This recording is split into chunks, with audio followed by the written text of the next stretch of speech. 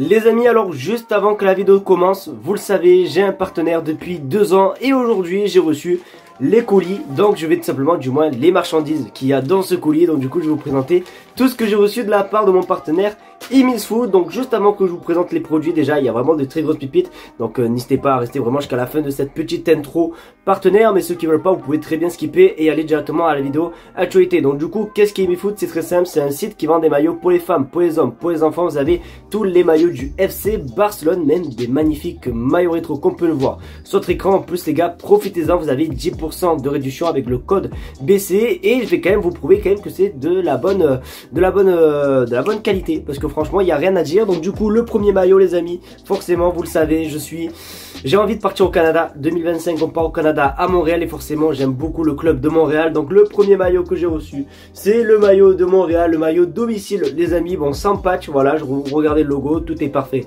etc. avec forcément l'étiquette. Donc le premier maillot ici. Ensuite un maillot un petit peu de basket, parce que ce qui est bien c'est que je vous fais découvrir d'autres maillots, parce que forcément il n'y a pas forcément le foot dans Emil's Food. Donc voici un petit peu le maillot Jordan. Voilà, mon neveu fait du basket, il aime beaucoup le basket, donc du coup voilà, je lui ai pris ça avec voilà le petit logo NBA Jordan 23. En plus c'est Chicago pardon devant, donc autant pour moi. Ensuite un maillot pour mon neveu, voilà, faut faire profiter la famille les amis, vous connaissez. Le maillot de Manchester City, super bien fait, regardez, avec les logos, c'est pas du brodage justement, c'est hypothermique ou je sais pas quoi là, même le puma juste ici. Donc franchement rien à dire, qualité incroyable. Même derrière les amis, on a le petit logo de Manchester City, tout est parfait, franchement rien à dire, toujours avec l'étiquette Manchester City, etc. Donc franchement juste incroyable. Donc aussi pour la famille les amis, vous connaissez, grand fan de foot.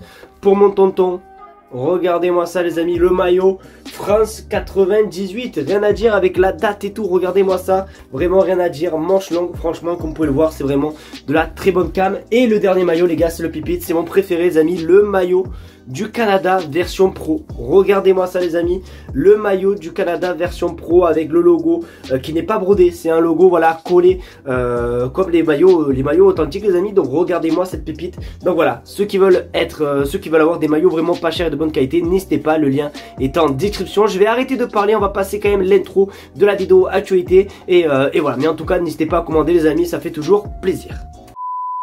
Salut à tous les amis, alors vraiment désolé pour cette intro qui est super longue les amis. Oui, je suis obligé, quand j'ai un contrat avec simplement un partenaire, je suis obligé de montrer les maillots que j'ai reçus. Donc du coup aujourd'hui on se retrouve pour une toute nouvelle vidéo sur l'actualité du FC Barcelone. Comme d'habitude je vous présente 4 actualités du jour sur le FC Barcelone, et forcément avec tout ce qui se passe en ce moment, autant vous dire les amis que cette vidéo promet, donc restez bien jusqu'à la fin de la vidéo. N'hésitez pas aussi à vous abonner les amis, l'objectif les 50 000 abonnés pour janvier 2025. Donc merci vraiment à tous ceux qui le feront. J'arrête de parler, on passe l'intro et on commence par l'actu numéro 1, c'est parti.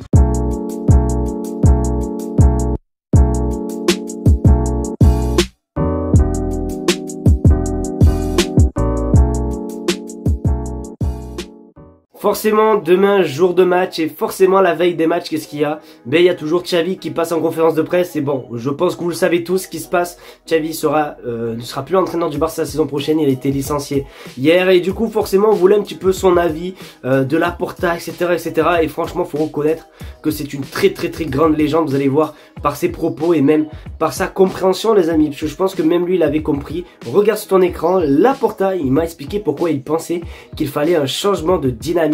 Je l'ai accepté, il n'y a aucun problème avec lui et les dirigeants. Je suis un homme du club, je serai toujours à la disposition du club. Je serai un coulé de plus, j'irai à Montjuïc au nouveau Camp Nou. Je souhaite le meilleur au président, aux joueurs et à tout le monde. Donc voilà, c'est ça c'est vraiment, c'est la grande classe. C'est la classe d'une légende qui est très reconnaissant. Il a compris, voilà, peut-être que ça tournait pas, etc. Après c'est un petit peu dommage pour le traitement, parce que bon, il y a quand même 2 semaines, je trouve qu'il y a vraiment de l'hypocrisie, mais bon, c'est comme ça, on peut rien faire les amis, on a beau parler derrière notre écran, etc. mais on peut strictement rien faire, c'est comme ça, voilà, un petit peu l'hypocrisie avec cette photo, voilà, où on les voit les trois tout contents quand il y a 3 semaines ou 1 mois où Xavi a annoncé qu'il allait rester et tout, Laporta était tout content, et là, voilà, c'est un petit peu de l'hypocrisie, mais voilà, Xavi le prend super bien. En plus le gars il a dit que plus tard, s'il se sentait à revenir au Barça, qu'il n'hésiterait pas et qu'il n'a rien envers le club et rien envers Juan Laporta qui a pris tout simplement cette décision. Donc ça vraiment, c'est vraiment la très grande classe d'une légende, et vraiment je tiens encore à le dire, merci pour tout légende. Les amis, il y en a un qui fait un cacaboudin. Il est pas content par la décision du départ de Xavi, mais surtout il est pas content de la décision de Hansi Flick. Il est pas content parce que le club, bon forcément les amis, on va pas faire les aveugles, on sait qui sera le prochain entraîneur du FC Barcelone et on sait tous que c'est tout simplement l'allemand Hansi Flick et du coup il est pas content. On va parler de Rafa Marquez, l'entraîneur du Barça B qui voulait, voilà tout simplement, qui voulait prendre la place à Xavi, qui voulait être l'entraîneur de l'équipe 1. Mais du coup regardez sur votre écran, Marquez envisage de quitter le club. Et oui, je crois que je l'avais vu aussi hier cette info, voilà, comme quoi c'était soit il prenait l'équipe 1 ou soit il reste avec le Barça B. Si le Barça B monte en deuxième division, si le Barça B venait à ne pas monter en division 2, il quitterait le club. Donc voilà, il voulait tout simplement prendre l'équipe 1. Après le souci c'est que bon, j'ai toujours dit les amis que si on me donnait le choix entre Hansi Flick et Rafa Marquez, mon choix serait vite fait, ça aurait été largement Hansi Flick. Rafa Marquez aussi, c'est que c'est un entraîneur qui peut avoir du potentiel, qui peut être un très bon entraîneur, je dis pas le contraire, mais c'est un entraîneur un petit peu jeune, voilà, sans trop d'expérience, tu vois, donc voilà, je préfère quand même que ce soit Hansi Flick, voilà, qui a dirigé une très grande équipe du Bayern, qui a aussi dirigé une bonne sélection nationale l'Allemagne, mais malheureusement ça s'est pas non plus passé comme il voulait. Mais voilà, je préfère plus avoir un entraîneur d'expérience avec en plus une mentalité bien allemande, bien physique, avec du pressing et tout, que bon par rapport à Rafa Marquez. Donc voilà, du coup voilà, Rafa Marquez il fait un petit cacaboudin. N'hésitez pas à me dire ce que vous pensez les gars dans les commentaires.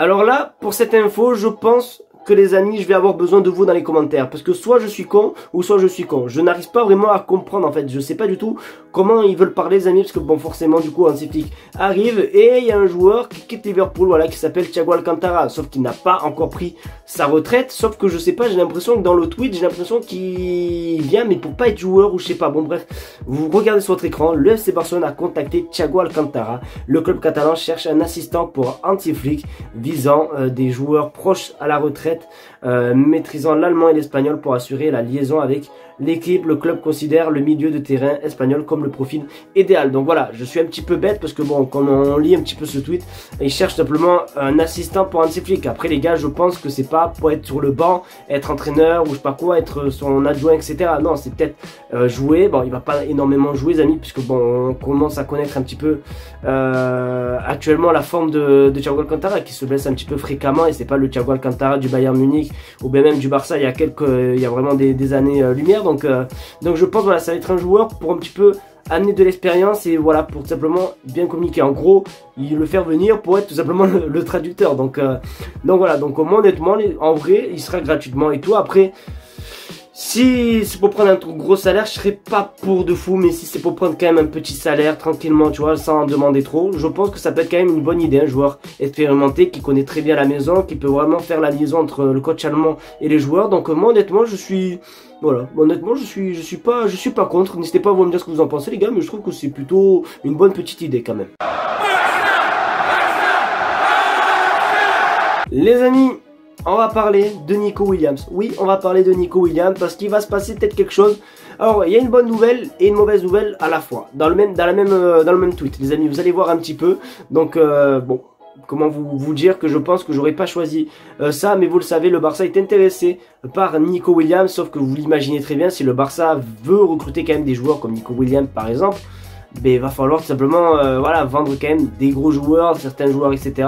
Et ben, du coup, le Barça a une cible à vendre. Regarde sur votre écran, le Barcelone tentera de vendre Rafinha afin de signer Nico Williams. Et là, les gars, c'est franchement, c'est une branche qui me tombe dans la tête. Non, pas Rafinha, les gars, honnêtement, pas lui. Moi, honnêtement, les amis, j'ai commencé à préparer une vidéo, les amis, que je vous tournerai pour la semaine prochaine, pardon, concernant le mercato mois idéal, c'est-à-dire en parlant des ventes et des arrivées. Et dans les ventes, j'avais mis Ferran Torres parce que honnêtement les gars, ben Ferran Torres pour moi c'est lui qui doit sauter. Bon, Rafinha, c'est vrai que en début de saison je m'en souviens qu'on était tous derrière lui, qu'on était tous contre lui parce qu'il loupait beaucoup d'occasions, il terminait pas, etc. Mais la deuxième partie de Rafinha est juste incroyable. Après Ferran Torres c'est pareil, il faisait une bonne petite partie de saison, sauf que malheureusement il s'est blessé. C'est vrai que là il commence un petit peu à galérer et j'ai regardé un petit peu sur Transfermarkt. Si on vend Ferran Torres, on peut quand même toucher 35 millions d'euros, c'est sa valeur. On peut toucher maximum peut-être 35 millions d'euros, donc c'est pas non plus si dégueulasse que ça.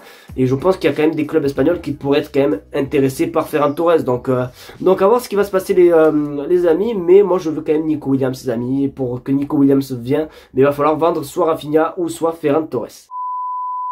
Les amis, c'est déjà la fin de cette vidéo, j'espère qu'en tout cas elle t'aura plu. Si c'est le cas, n'hésite pas à me faire sur un maximum de pouces bleus, à partager la chaîne YouTube et à surtout t'abonner les amis, parce que oui forcément les 50 000 abonnés ne vont pas se faire tout seuls. Donc merci vraiment à tous ceux qui contribueront à ce petit succès, merci à vous, merci d'être de plus en plus nombreux. Demain on se retrouve pour le dernier match de Xavi en live sur ma chaîne YouTube comme d'habitude les amis, donc soyez présents, passez une bonne soirée, bonne fin de journée etc. Je vous dis bye et on se dit à demain pour le live du Barça, tchuss.